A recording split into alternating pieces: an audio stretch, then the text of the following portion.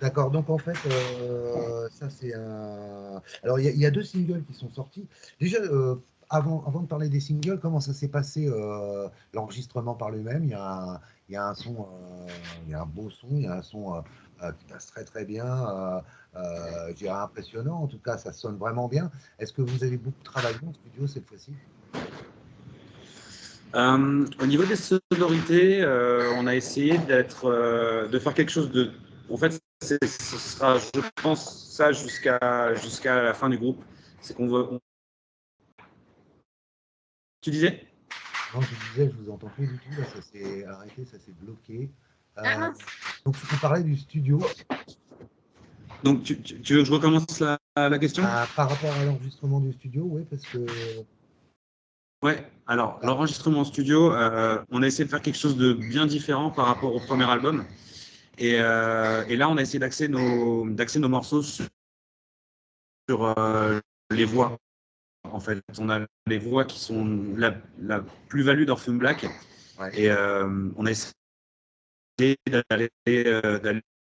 de faire, donc par l'ajout notamment de machines, mais aussi voilà, de violoncelles qu'on n'avait pas forcément pu mettre sur le premier album. C'est un album, du coup, je le disais, qui a été composé en pleine tournée. Donc, on n'a pas pu tous enregistrer au même moment, au même endroit. Il a fallu faire des choix, des fois artistiques, mais à distance. Donc, c'était un peu compliqué. Mais on a réussi à s'en sortir quand même. Je ne suis pas. Je pense qu'on aurait pu faire différemment sur l'aspect ensemble. Mais encore une fois, on a changé la formule et on va voir ce que ça donne. Mais en tout cas, ça marche comme ça aussi. Vous me disiez qu'il y avait Alexis et Nathan qui étaient arrivés. Donc Alexis à la batterie, Nathan à la basse. Donc gros changement dans le groupe quand même, toute la section rythmique. Qu'est-ce que ça vous a justement apporté d'avoir deux nouveaux musiciens? Peut-être des nouvelles idées, je ne sais pas. En tout cas, je suppose que ça a changé beaucoup de choses. Ils ne sont pas arrivés. En fait, effectivement, Nathan, c'était donc au mois. Ça fait un an. Donc Nathan est arrivé juste avant la tournée. Il faut savoir que c'est lui qui a travaillé sur la plupart de nos clips avant même d'arriver dans le projet. Donc il a une dimension déjà sur la direction artistique du projet qui est super intéressante. Et Alexis, du coup, nous a rejoints en septembre 2022. Et c'est pareil, il est, au-delà d'être ultra motivé, il est ultra investi. Ils sont tous les deux ultra investis musicalement. Donc c'est super intéressant parce que ça a rebalancé un peu, ça a changé un peu la dynamique qu'il y avait avec le précédent line-up, ce qui est différent parce que c'est de nouvelles personnalités, de nouvelles identités.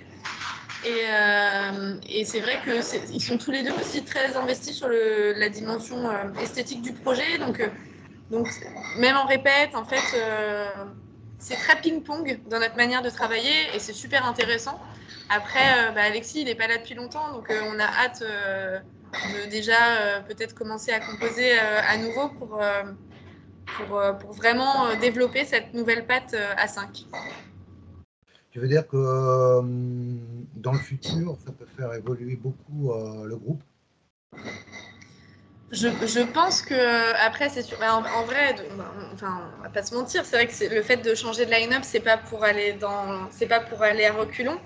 Ouais. Donc c'était au-delà de soucis logistiques et qu'on a pu avoir avec les précédents batteurs et bassistes.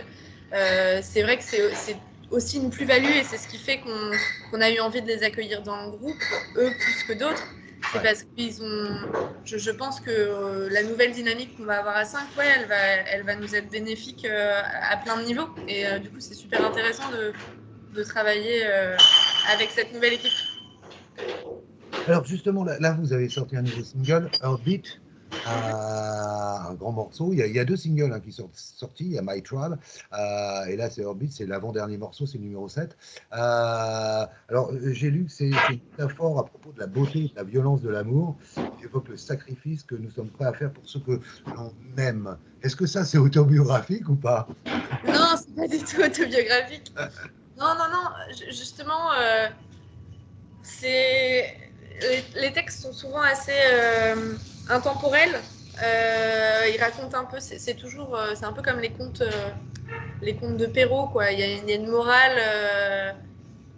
On utilise d'autres biais pour à la fin tirer un peu une morale dans une histoire, mais c'est forcément ça peut être teinté de nos histoires, mais c'est pas le propos, en tout cas, parce qu'en plus on écrit à deux, donc ce serait difficile de confronter. On est obligé de prendre le parti en fait d'écrire de la fiction, parce que sinon ce serait très compliqué. Mais non, Heartbeat,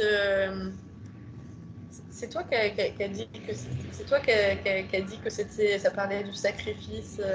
Ouais, moi ça me faisait penser au sacrifice qu'on est prêt à faire pour ceux qu'on aime, et que c'était une métaphore de la beauté et la violence de l'amour.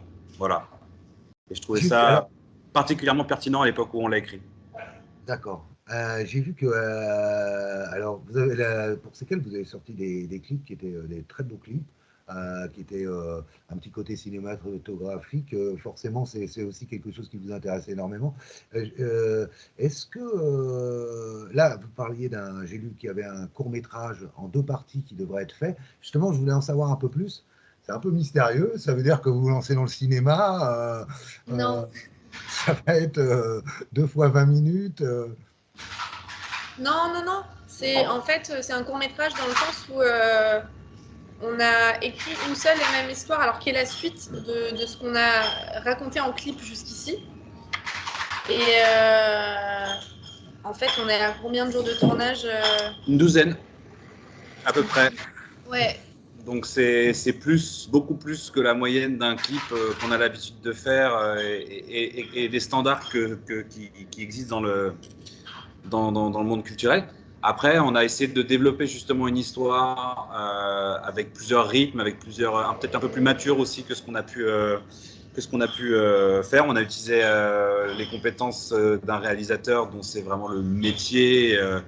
Donc, ça va être un projet qui est hyper captivant, qui est très chronophage, mais en tout cas, on a encore placé la barre, je pense, un cran au-dessus.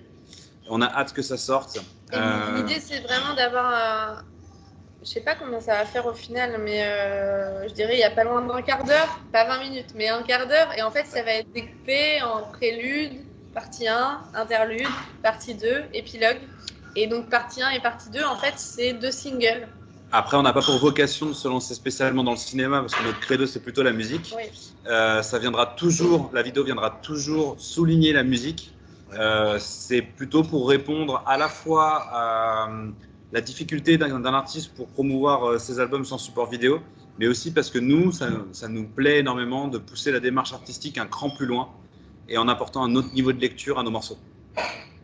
Quand tu me parles, ça soutiendra 2 singles, ça veut dire que ce sera 2 nouveaux singles qui vont sortir. Oui, en 2 temps différents. Donc, on a la première partie du court-métrage sortira le 28 avril. Donc elle sera déjà sortie quand l'album, c'est une semaine avant la sortie de l'album. Et la deuxième partie du court-métrage sortira début juillet. D'accord, donc là il y aura beaucoup de choses à voir. Je suppose que. Est-ce que vous aurez un rôle un peu d'acteur aussi dans ce tournage? En fait, on continue à jouer les rôles qu'on jouait dans les précédents clips. Donc, on a chacun un rôle différent. Mais la petite nouveauté, c'est qu'on sera plus les personnages principaux. Donc, il y a beaucoup de personnes qui interviennent dans ce clip et il y a de nouvelles têtes, quoi. Mais on peut pas trop en dire plus. On peut juste dire les morceaux. Le premier, ce sera Deep Blue et le deuxième, ce sera Inner World. D'accord. Donc Inner World, c'est de l'album, c'est le morceau qui ouvre l'album, qui est très péchu, d'ailleurs très mélodique aussi, très accrocheur. Donc ça, c'est des surprises pour avril et juillet, donc si j'ai bien compris. Je ne sais pas pour terminer, parce que ça passe très très vite et je vois qu'il est déjà... Oui. Je ne veux pas vous retarder sur le... Mais je voulais que... Bon, je suppose que pourquoi vous l'avez... déjà par rapport à Outer Space, d'où est venue cette idée avec ce sorte de cosmonaute qui est dans l'eau, ou ce plongeur, on ne sait pas, version évidemment année 2023, qui est au fond de l'eau. Quelle est la relation que vous avez avec l'eau, justement? La relation aux éléments, je dirais. Ouais. Mais vas-y, explique-toi le titre de l'album et j'enchaîne sur du coup l'esthétique qui va derrière. Sur Outer Space, qu'est-ce que ça veut dire? C'est pas l'hyperespace. Et pourtant, la jaquette. C'est pas non plus l'hyperespace. Mais... Outer Space, moi, je voulais plutôt entendre là-dedans l'entre-espace, toujours pour souligner un peu le lien entre les gens, entre les choses en fait qui nous unissent. Et le lien avec les éléments, du coup. J'ai pas entendu toute la question. Je t'avoue que c'est très justement le lien entre l'espace, l'eau. Donc c'est pas l'espace. Tu me disais. On le voit bien sur la pochette avec le fond de la mer, etc. Justement, c'était qu'est-ce que vous aviez envie de mettre en valeur sur cet album par rapport à cette pochette, par rapport à l'idée du titre aussi. Comme dit Greg, en fait, Out of Space, le nom de l'album, c'est un peu un entre-deux. C'est un endroit qu'on ne saurait pas situer. Même, ça peut être l'infini, en fait, finalement. Et l'idée, par rapport à cette pochette d'album, c'était, on avait beaucoup travaillé sur le désert, sur la précédente, et on parlait vraiment du voyage au sens propre du terme voyage. Et là, l'idée, c'était effectivement de reprendre les codes de deux choses qui sont infiniment opposées, à savoir les abysses et l'infini de l'univers. Donc, de ne pas pouvoir situer finalement, est-ce qu'on est dans l'espace, est-ce qu'on est dans l'eau, est-ce que c'est un cosmonaute ou est-ce que c'est un plongeur, est-ce que même c'est un endroit qu'on ne connaît pas. Et puis ça parle aussi toujours d'exploration. C'est le rapport aussi à la découverte, à la quête. Et c'est aussi, quand je parlais des éléments aussi, c'est vrai qu'on retrouve beaucoup dans nos clips. Ça va être vraiment le cas en l'occurrence dans le court-métrage. Dans nos clips et dans les visuels qu'on a fait, il y a toujours ce rapport aux différents éléments, l'eau, le feu, la terre, et puis avec les couleurs aussi, les palettes colorimétriques qui sont souvent les mêmes. Alors pour conclure, j'ai 1 million de questions à vous poser, mais je les poserai une autre fois. Pour conclure, qu'est-ce que vous avez justement, que représente cet album pour vous? Je suppose qu'il est très important. Vous avez beaucoup travaillé, on sent vraiment une nette progression musicale à tous les niveaux sur cet album. Qu'est-ce que tu as envie de dire vraiment qui te tient à cœur par rapport à cet album, en tout cas que tu as envie que les gens bien assimilent bien, comprennent bien par rapport à votre démarche sur cet album? Alors, la question a coupé. Donc, je disais, qu'est-ce que tu as envie de dire par rapport à cet album qui est vraiment important pour toi? Comme je disais, c'est un album qui est beaucoup plus mature, je dirais, entre guillemets. En tout cas, vous avez beaucoup progressé. Qui est important que les gens comprennent, ceux qui vont découvrir le groupe aussi par cet album. Je dirais que c'est un album qui va encore un cran plus loin dans ce qu'on propose. C'est peut-être un petit peu plus mature, assumé, je dirais aussi. Et c'est surtout un album qui n'a pas été composé avec le line-up, le nouveau line-up, mais c'est une transition aussi vers ce nouveau line-up. En fait, on avait changé de bassiste, donc c'est un peu l'Orphan Black 2.0, quoi. D'accord, bah écoute, 2.0, c'est la mode en ce moment, les 2.0, il y a Sortilège, c'est 2.0, vous c'est Orphan Black 2.0, c'est magnifique. Bah écoute, je te remercie, en tout cas, c'était super sympa. Ben, merci à toi. Et merci à vous, et puis à bientôt, j'espère. Et ben, avec grand plaisir. Ciao, ciao. À bientôt. Salut.